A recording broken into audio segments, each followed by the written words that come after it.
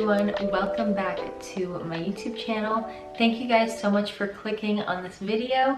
If you're new here, my name is Brenda and I make faith-based content. I post new videos every Monday. So if that is something that you're interested in, make sure to check it out and subscribe to my channel.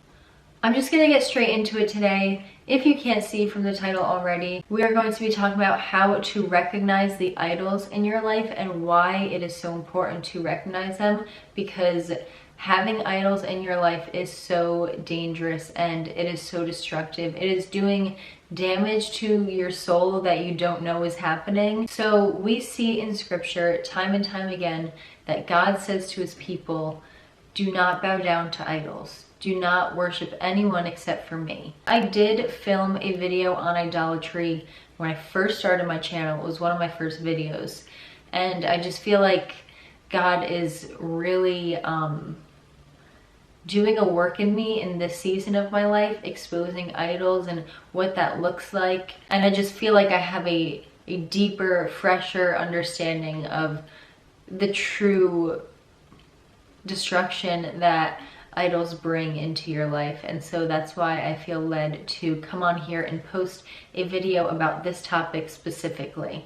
So I'm going to read some verses from Exodus, and this is found in chapter 20. This is in the very beginning. So God starts out his conversation with the Israelites to remind them of who he is.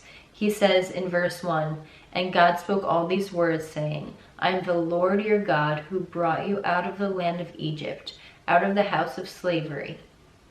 And then in verse 3 it says, "You shall have no other gods before me." Through verses 4 and 6 it says, "You shall not make for yourself a carved image or any likeness of anything that is in heaven above, or that is in the earth beneath, or that is in the water under the earth. You shall not bow down to them or serve them, for I, the Lord your God, am a jealous God, visiting the iniquity of the fathers on the children to the third and fourth generation of those who hate me, but showing steadfast love to thousands of those who love me and keep my commandments." It also says in the book of James that God is a jealous God, that God jealously yearns for the spirit that he has put inside of us. We were created to worship something. And that's why we do. That's why we go to certain things. But what do we find as an end result? We find that it does not satisfy. What I have been realizing and what I feel that God is just really instilling in my mind is whenever you go astray to an idol, whenever you choose to go down that path because you are feeling weary or tired or sad, or lonely, when you go down that path of chasing something other than God, the result is emptiness. But when you chase after God during your weariness and loneliness and whatever season you're going through, God satisfies. And I've talked about this verse before. This is in Jeremiah. So in Jeremiah chapter 2 verse 13, it says, "For my people have committed two evils. They have forsaken me, the fountain of living waters, and hewed out cisterns for themselves, broken cisterns that can hold no water." So I love this verse. I love referring back to this verse because God is saying all throughout the Bible and in the New Testament, Jesus is saying, I am the living water. I am the one that can satisfy. Nothing else that you turn to will satisfy. In the end, you will find that there's holes in that cistern and that it never satisfies you. It never fills you up because it wasn't made to fill you up. And so God is saying that he is the living water. He is the one that satisfies. Nothing else can satisfy us. It might satisfy us temporarily, but in the end, it leads to emptiness and we feel even more lost. I also want to talk about a verse, and you guys are probably familiar with this verse. It is a very convicting verse, but I'm gonna read it. For context, this is when Jesus is talking about storing up for yourself treasures in heaven.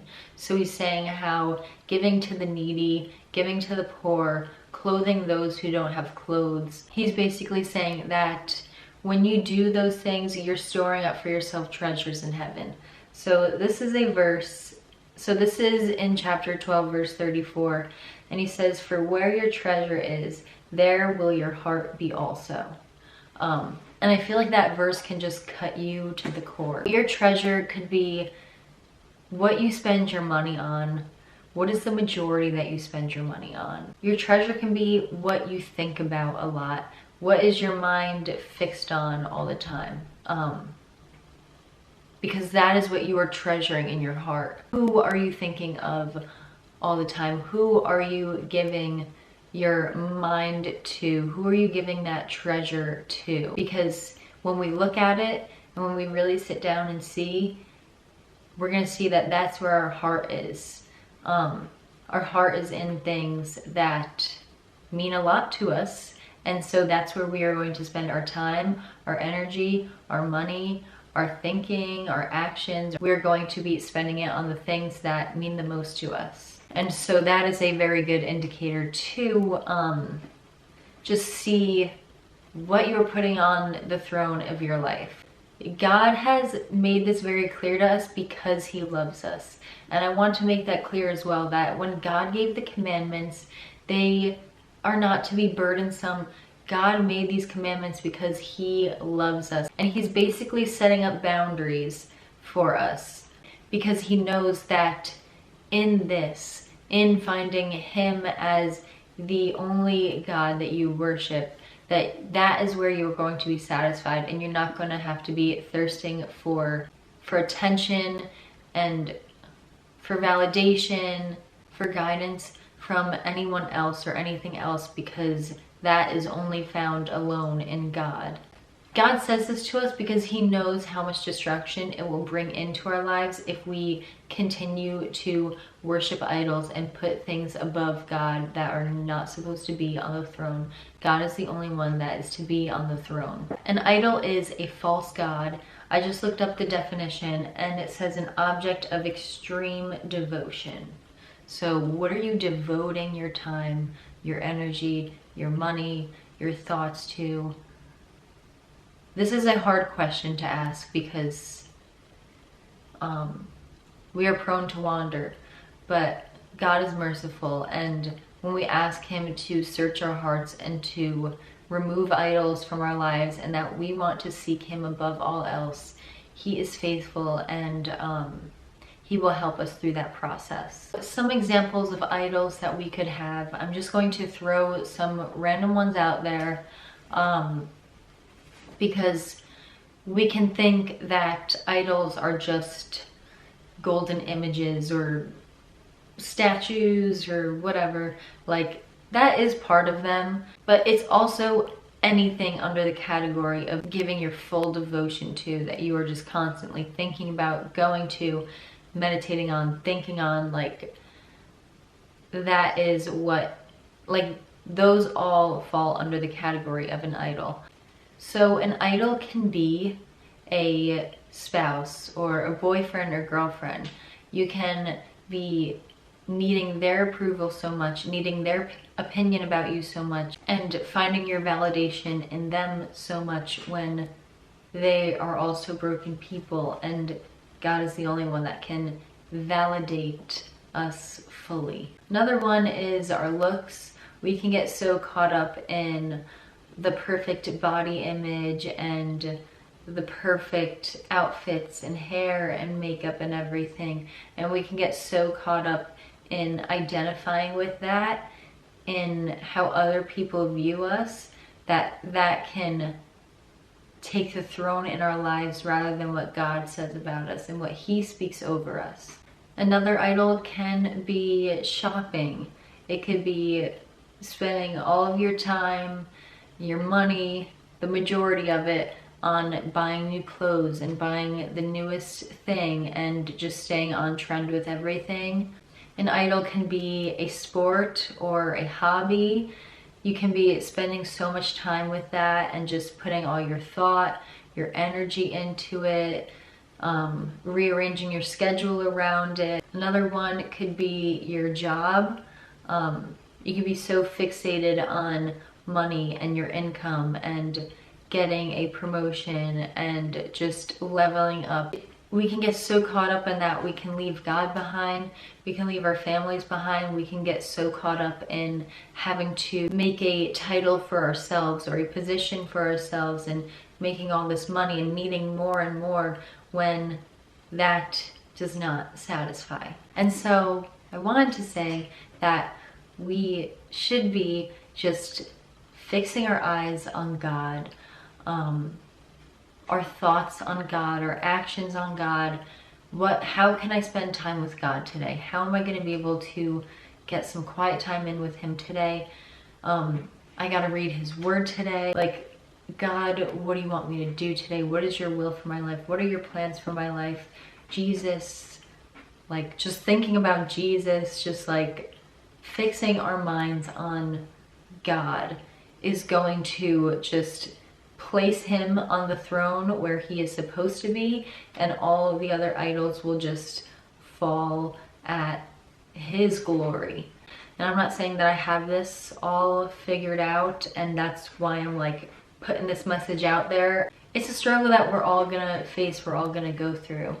I just recently came to terms with an idol in my life, and it's from this book that I've been reading. It's called The Gospel Treason, and I highly recommend it because it is so good. It's just been really eye-opening and helpful for me.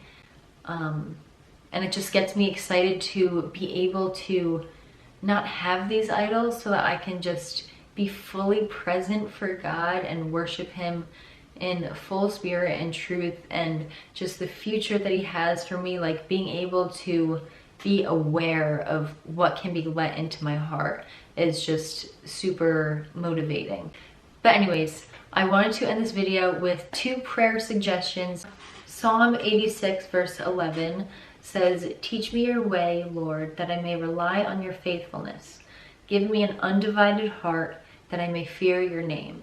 So a heart that is not divided up between little g gods, but just having God on the center of the throne and just asking him to do that in your heart and just do heart surgery on you to just really do what he's got to do, because it is going to be so fruitful and it is so beneficial. And another psalm that I wanted to encourage us to pray to the Lord is Psalm 139. It's at the very end of this chapter, and the psalmist is saying to God, "Point out in me anything that offends you and lead me in the way everlasting."